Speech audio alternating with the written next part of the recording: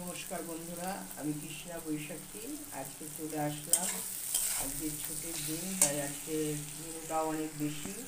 আজকে মুগ ডাল করবো। আমি এই মুগ ডালটা আমি ভিজিয়ে রেখেছি, মাছের মাথা দিয়ে করবো। তার জন্য আমি এখানে সাদা জিরে ফোড়ন দিয়েছি, শুকনো লঙ্কা, টমেটো, তেজপাতা আর গোটা গরম মশলা।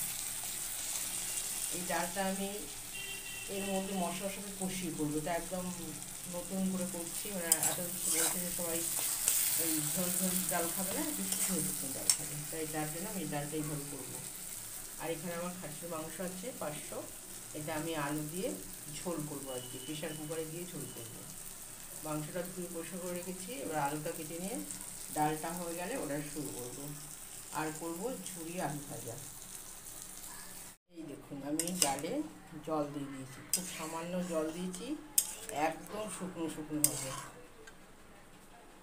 একদম শুকনো হবে। এই জলের মধ্যে এটা আস্তে আস্তে হতে থাকবে। সব আমার চিনি, সব গরম মশলা, সাই গরম মশলা দিয়েছি, সব কিছু দেওয়া হয়ে গেছে। এবার ফুটে উঠবে, ভালো করে ফুটবে, জলটা টেনে নেবে, নামিয়ে দেবো। এবার আমি মাংসটাকে রেডি করি। এই দেখো বন্ধুরা, আমি আলুটাকে লাল করে ভেজে নিয়েছি, এবার এটাকে তুলে নেবো মাংসের জন্য। আর এখানে আমি এখানে আদা, রসুন, পেঁয়াজ আর টমেটোটা পেস্ট করে দিচ্ছি।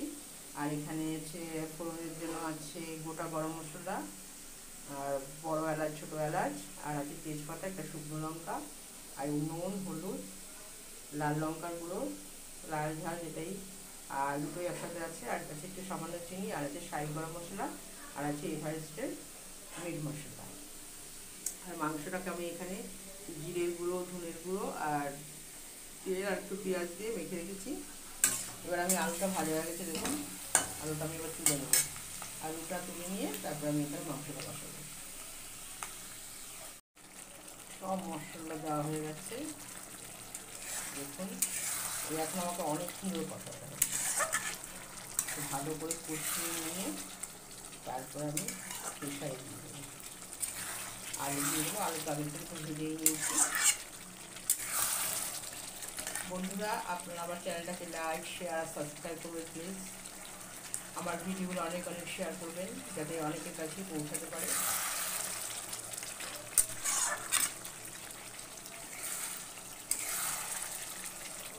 খুব সুন্দর একটা গন্ধ বেরিয়েছে।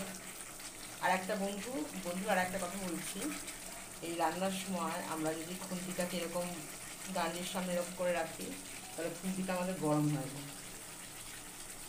একবার করে দেখবেন, এটা আমার মা বলেছিল, আমি সে থেকে তাই করি। নাহলে খুন্তি এত গরম হয়, তো আমরা এইভাবে রেখে দিয়ে চলে গেলাম, কিন্তু পড়াশোনা আর খুন্তিটা ধরতে পারবো না। তাই খুন্তিটাকে ঠিক এইভাবে সাইড করে এইভাবে রেখে দেবে, দেখবেন খুব সুন্দরভাবে খুন্তিটা থাকবে, একটুও গরম হবে না।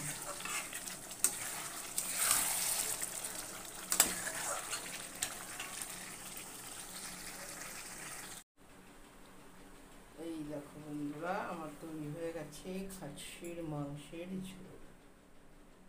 একদম প্রেশার কুকার থেকে নামিয়ে বাটিতে ঢাললাম। আর এই হচ্ছে ঝুরি আলু ভাজা, আর এই হচ্ছে মাছের মাথা দিয়ে মুগ ডালের একদম শুকনো আর কি, ঝুরো ঝুরো যেটাকে বলে।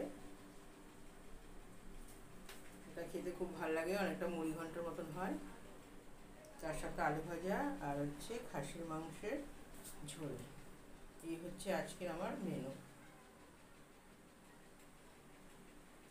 খাসির মাংসের ঝোলটা দেখুন কত সুন্দর হয়েছে।